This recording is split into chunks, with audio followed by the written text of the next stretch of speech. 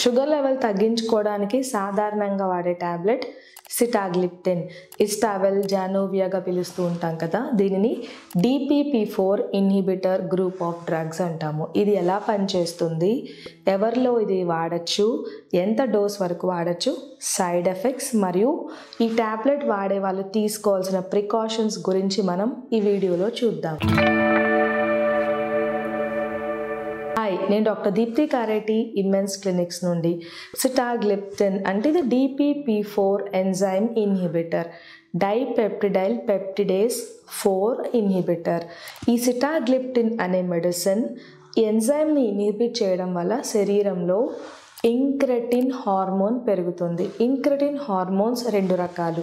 మొదటిది GIP అంటే glucose dependent insulin releasing peptide. ఇది మన ఇంటెస్టైన్, స్మాల్ ఇంటెస్టైన్లో K సెల్స్ నుంచి రిలీజ్ అవుతుంది. రెండవ ఇంక్రెటిన్ హార్మోన్ గ్లూకోగోన్ లైక్ పెప్టైడ్. ఇది లార్జ్ ఇంటెస్టైనల్ L సెల్స్ నుంచి రిలీజ్ అవుతుంది.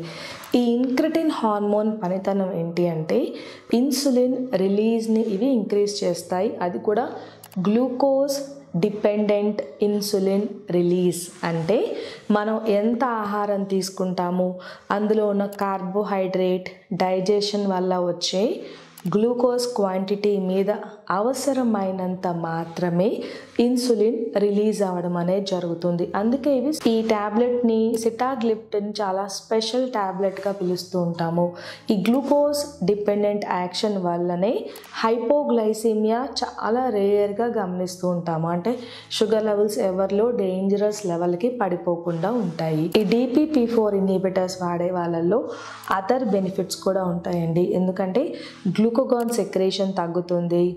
ఇంటెస్టైనల్ ట్రాన్సిట్ అంటే డైజెస్టివ్ సిస్టమ్ అనేది స్లోగా జరుగుతుంది కాబట్టి త్వరగా షుగర్ లెవెల్స్ పెరగకుండా ఉంటాయి. ఇంక్రెటిన్ ఎఫెక్ట్ వల్ల బరువు తగ్గిపోయే అవకాశాలు కూడా మనం ఈ మెడిసిన్ వాడే వాళ్ళలో గమనిస్తూ ఉంటాము. సిటాగ్లిప్టిన్ డోస్ అనేది 100 mg వరకు వాడుకోవచ్చు.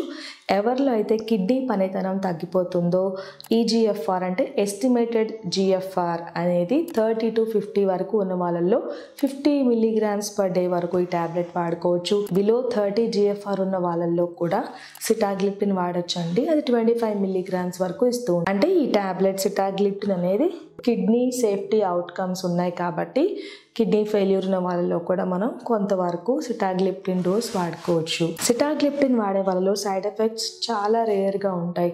కొంతమందిలో వామిటింగ్ సెన్సేషన్, లూజ్ మోషన్స్ అవ్వచ్చు. చాలా రేర్గా skin reaction, Steven Johnson syndrome, ఇంకా రేర్ కండిషన్స్లో అది కూడా న్యూట్రిషనల్ డెఫిషియన్సీస్ వాళ్ళలో ఇమ్యూనిటీ తగ్గడం వల్ల urinary tract infections, respiratory tract infections అనేవి గమనిస్తూ ఉంటాము. షుగర్ లెవెల్ కంట్రోల్ చేయడానికి DPP-4 టాబ్లెట్స్ అనేది స్టార్టింగ్ స్టేజెస్ నుంచి అడ్వాన్స్ స్టేజెస్ ఆఫ్ డయాబెటీస్లో ఎవరైనా మనం వాడుకోవచ్చు. ఈ DPP-4 టాబ్లెట్ వాడే వాళ్ళల్లో హైపోగ్లైసీమియా రిస్క్ చాలా తక్కువగా ఉంటుంది. బరువును కూడా మనం మెయింటైన్ చేసుకుని షుగర్ లెవెల్స్ని ఈజీగా కంట్రోల్ చేయొచ్చు.